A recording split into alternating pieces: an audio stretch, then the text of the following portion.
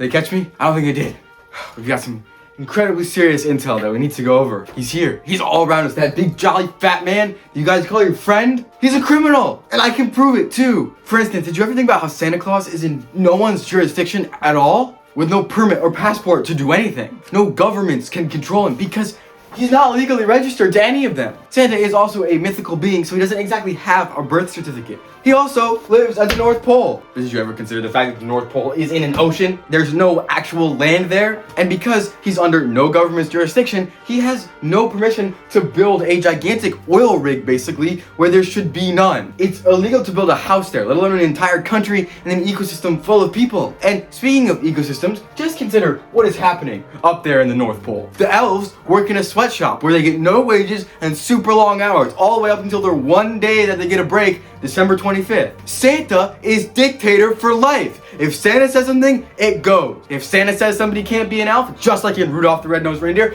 they can't be an elf. If Santa says we're gonna ship coal, just like in Santa Claus 2, we're gonna ship coal. The elves listen to everything he says until he gets murdered. Yeah, that's right, Santa Claus gets murdered. We learned in the Santa Claus that the only way Santa's title passes from one person to another is by death. And because Santa is a mythical being who doesn't age, the only way that he can die is by unfortunate accidents. And putting on the suit and entering the sleigh, the wearer waives any and all rights to any previous identity, real or implied, and fully accepts the duties and responsibilities of Santa Claus in perpetuity until such time that wearer becomes unable to do so by either accident or design.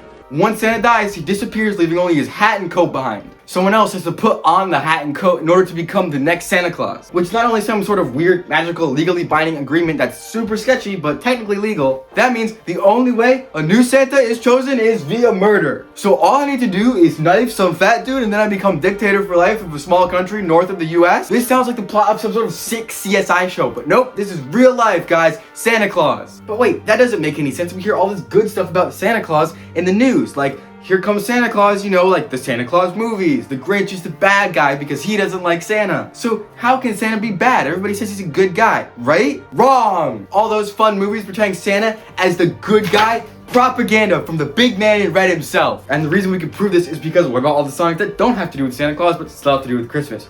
Those are just normal music artists and normal movie producers producing normal movies that have nothing to do with the propaganda that Santa is buying out. It's gotten to a point where people will even dress up as Santa and we all wear his hats as a likeness to him. It's just more propaganda fueling him as the good guy. It's just like during the period in the French Revolution where Frenchman Napoleon Bonaparte assumed power. An unassuming Frenchman, Napoleon quickly became popular for his great escapades in battle and his head for combat as well. Napoleon's extreme popularity would quickly lead to him becoming dictator of France. And to maintain that popularity, Napoleon would hire people to write stories about him and make up battles that he won that didn't even exist. And when Napoleon lost the battle, he didn't go back to the people and say, hey, we lost, sorry. He would go back and lie even if they had lost. He would say that they won anyway. Sound familiar? If Santa is doing something scummy, who's gonna tell? Because everybody's on the big man's payroll. They're getting a big fat check every Christmas just to write songs about Santa Claus. But where does Santa get the money for this? Because obviously he can't be some all-encompassing millionaire. Well, actually, he is. Chances are, when walking down the street, you've seen a Santa Claus waving a bell for the Salvation Army. Well, let me tell you, Salvation Army don't know nothing about those Santa Clauses. All those coins in his pot ain't going to nobody's salvation. It's just a little bit extra cash flow for dear old Mr. Claus. And that's not even a fraction of Santa's income, because we know that Santa owns almost more than 50% equity in all the US countries'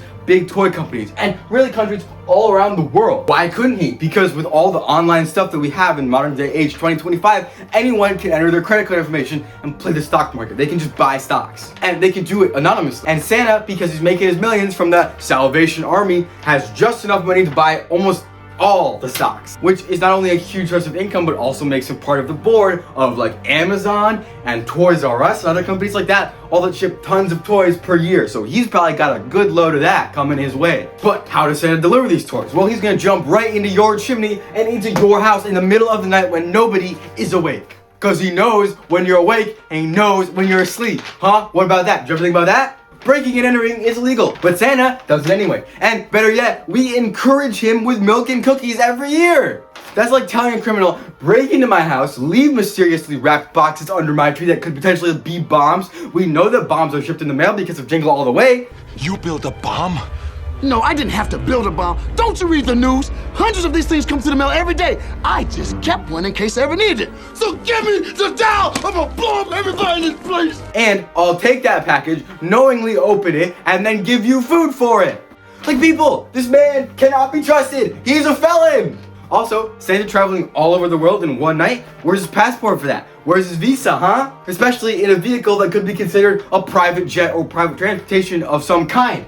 Where's his flight plan? Which towers is he collecting that he's gonna be landing there? What about all that air traffic, huh? What about that? Probably didn't think about any of that. But what's in it for Santa anyway? He's just giving away toys and occasionally getting cookies, right? Wrong again. Everything is in it for Santa. He's known all over the world. Santa Claus, Saint Nick, Kris Kringle, Père Noël, Bobo Natale, Papa Noel, Sinterklaas, Dead Moroz, Julakupuki, Agios Vasilis. Every country, every city, every home knows who Santa Claus is. And every country, every city, every home asks for presents from Santa Claus every year. Whether your kids of just some random person or whether your kids of Jeff Bezos, everybody is gonna be asking for presents. And what would happen if one year Santa just didn't deliver the presents? Kids all across the globe, angry, depressed, and all blaming their parents. Who cares if you're Elon Musk? You're still gonna have kids that wanna hear from Santa Claus. And if Santa doesn't deliver those presents, well, there's nothing you can do about it. So Santa's making a little bargain with some of these big CEOs to scrape a little bit of cash off the top to the North Pole in return for some presents, right? And he's probably gonna get a little bit of equity in each company for some free toys. Santa has got a whole lot of reach here. You've heard of World War II? Santa didn't really like the Depression. Bad for business. And if a certain world leader who also happened to wear red and have a beard decide to get involved in a world war, who was the wiser? And to round it all out, I'm willing to bet that Santa Claus doesn't even pay taxes, probably just bribing the IRS guy too, to ignore all his deficiencies in his tax bracket, right? Like, guys, Santa Claus cannot be trusted. He's obviously a criminal. He's part of the underworld, the black market. We have a few questions for you. I don't know anything. I didn't do anything. Cape Cod chillin' on boats.